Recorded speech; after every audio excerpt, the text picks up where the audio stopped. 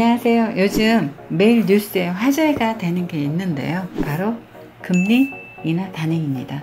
그렇다면 금리 인하가 부동산에 영향을 얼마나 미칠까요? 많은 분들이 걱정 반 기대 반으로 문의가 많은 것 중 금리 인하에 대한 부분이 많았습니다. 금리를 단행하면서 현재 기준금리 1.75%에서 1.50%로 0.25% 전격적으로 인하한 것은 2016년 이후에 3년 6개월 만이라고 합니다. 한국은행이 8월경 금리를 인하하겠다는 것보다 빠르게 인하한 것은 그만큼 한국 경제의 기초 체력이 약해지고 있다는 우려라고 보고 있습니다. 게다가 요즘 일본의 보복에 따른 발빠른 한국은행의 처방인 듯 하기도 합니다. 이렇게 금리를 인하했다는 것은 뭘까요? 그만큼 세계 경제의 회복에 대해 부정적이라는 것이죠. 거기에 우리나라의 악영향으로 이어지고 그렇게 되면 한국 경제도 충격을 받을 수밖에 없습니다. 한국은행에 따르면 월별 수출도 지난해 12월부터 7개월 연속 전년 동기 대비 마이너스라고 합니다. 그렇다면 가장 관심이 많은 부동산 시장은 어떨까요? 오를까요? 내릴까요? 지금까지는 대체적으로 부동산 시장은 금리가 내려가면 화랑이었어요. 그러다 보니 낙관적으로 보시고 부동산은 무조건 오를 거라고 하시는 분들도 있는데요. 통상적으로 금리가 내리면 그 돈을 활용해서 부동산 투자를 해서 시세 차익을 내는 게 맞습니다. 하지만 모든 것을 긍정적으로 속단하기는 이릅니다. 지금까지는 금리 인하는 부동산 투자라는 등식과 성립이 되어 부동산이 활성화된 경우가 많이 있었습니다. 금융비용 하락으로 이자는 덜 내면서 투자 수익도 높아지는 방식으로 이어왔죠. 그렇게 되면서 많은 사람들이 갭 투자에 집중을 했고 그리고 부동산 가격에 미치는 영향이 굉장히 컸습니다. 하지만 지금은 과거의 예상 패턴대로 가지는 않는 듯 합니다. 물론 대출이 손쉽고 금리가 낮아지면 투자에 대한 기대 심리가 살아나겠죠.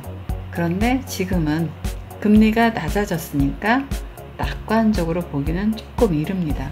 가격이 오른다기보다는 지금보다 더 좋아지지는 않을 거라는 여론이 우세합니다. 지금의 상황은 그 어떤 때와는 다릅니다. 8월부터 하려던 금리 인하를 발빠르게 앞당겨서 했지만 여러 가지 복병이 많습니다. 바로 대출 규제입니다. 이렇게 여기저기 대출이 막히면서 아무리 사고 싶어도 그림의 떡이 되는 경우가 많겠지요. 강력한 대출 규제와 정부의 부동산을 누르기 위한 여러 가지 대안들도 지금 이렇게 한몫하고 있습니다. 그렇다면 호재보다는 악재가 많겠죠. 거기에 일본의 무역 보복, 미중 무역 분쟁, 그리고 거기에 부동산을 누르기 위한 투기 과열 지구 지정, 민간 택지의 분양가 상한제, 일몰증 이런 것들이 부동산을 오르게 하지 않습니다. 이렇게 하면서 제일 문제가 뭘까요?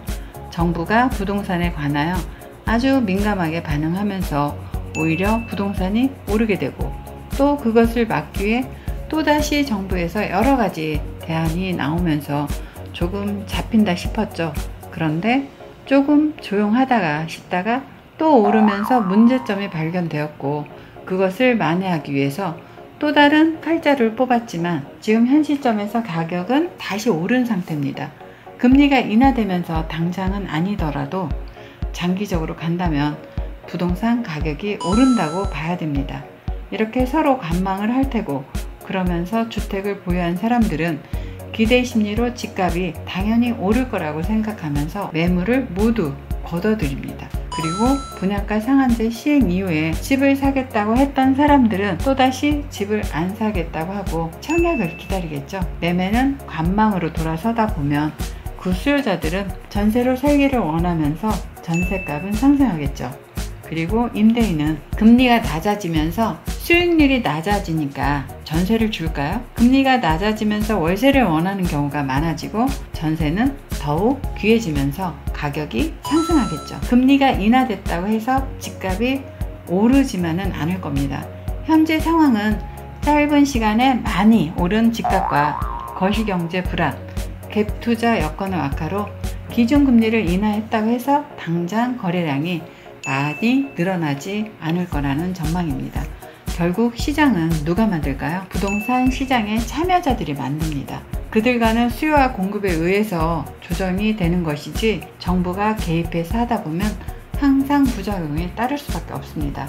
누구나 원하는 시장을 만들려면 조금은 누르기보다는 자율적으로 자연스럽게 시장을 만들어가야 하지 않을까 생각합니다. 도움이 되셨다면 구독과 좋아요 필수입니다. 궁금한 사항은 아래 댓글에 남겨주세요. 감사합니다.